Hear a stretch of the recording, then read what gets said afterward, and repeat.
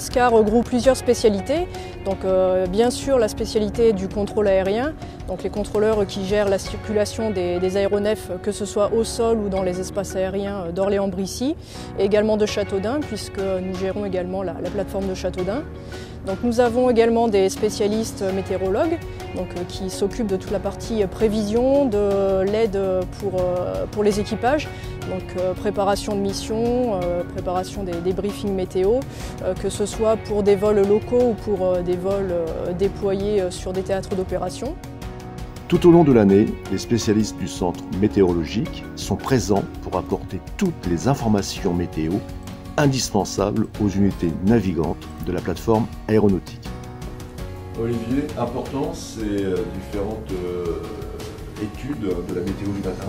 Alors oui, c'est très important, on part de l'observation en temps réel, donc avec ces images satellites notamment, ainsi que grâce aux capteurs liés au parc instruments qui se trouve au bout de la piste.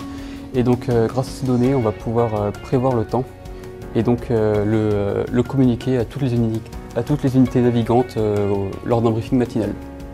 Le matin, on est présent à 5h45 donc pour la prévision d'Orléans, avec mon collègue l'adjudant-chef qui va s'occuper surtout des protections aéronautiques, donc tout ce qui est A4SOM pour le Franche-Comté par exemple. Et puis moi, je vais faire tout ce qui est prévision pour la journée et pour les prochains jours.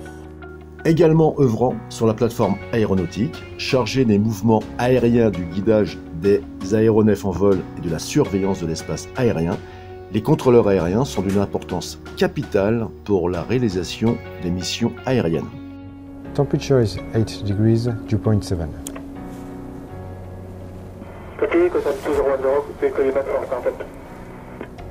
Affirm information, taxiway Tango 1, Tango 2, Tango 3 are closed.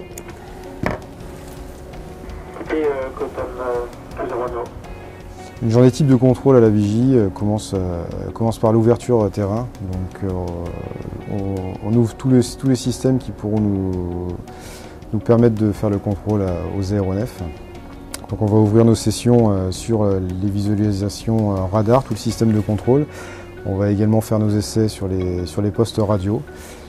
Et à l'issue de cela, on fera également les essais sur la boucle de sécurité avec les pompiers et l'infirmerie. Les particularités du métier de contrôleur, donc il faut pouvoir garder son sang-froid, quelles que soient les situations.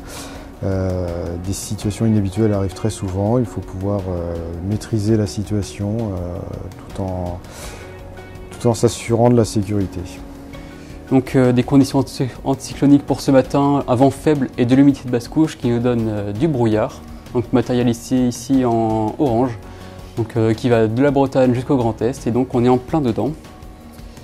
Sans surprise, les couleurs terrain associées sont du rouge, sur toute la région presque, on a du blanc aussi, avec de la brume, mais surtout du rouge. Donc on va voir sur le slide d'après pour les bretelles qui sont refermées. Et nous on est positeur alpha de 7h à 22h30 Z puis Charlie 5. Donc on déroute à Vore jusqu'à 22h30 et Tours jusqu'à 16h30. Je mets en route, merci. À tout à l'heure. Cotam 2010, Brissy-Sol, mise en route approuvée. On devient météorologiste avec tout d'abord un bac général. Ensuite, on fait la formation militaire, que ça soit faite à Saintes ou à Rochefort. Et puis ensuite, on intègre l'École nationale de la météorologie, donc à Toulouse, donc au siège de Météo France, donc dans une durée de 18 mois. Donc c'est un cycle interarmé, donc associé même avec des élèves civils. Puis au cours de la formation, on est amené à faire des stages en immersion sur différentes bases aériennes, donc pour savoir le cœur de métier, ce qu'on va vivre plus tard. Et puis ensuite, à la fin de la formation, il y a un diplôme qui nous est délivré permettant de faire ce métier.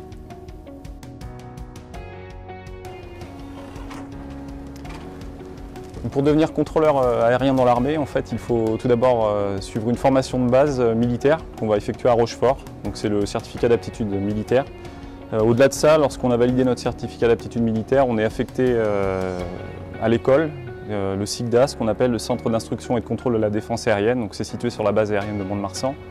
Le but de cette formation, c'est d'obtenir en fait un bagage théorique de réglementation civile et militaire correspondant des exigences européennes. Et en parallèle de ça, on met toute cette réglementation en pratique au travers de différents simulateurs.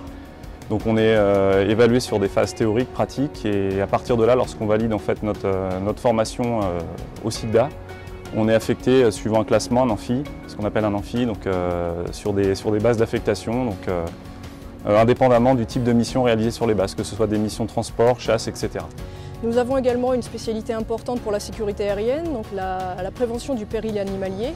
Donc les agents qui luttent au quotidien pour justement éviter des accidents entre aéronefs et animal, donc que ce soit des oiseaux ou par exemple des sangliers ou des chevreuils.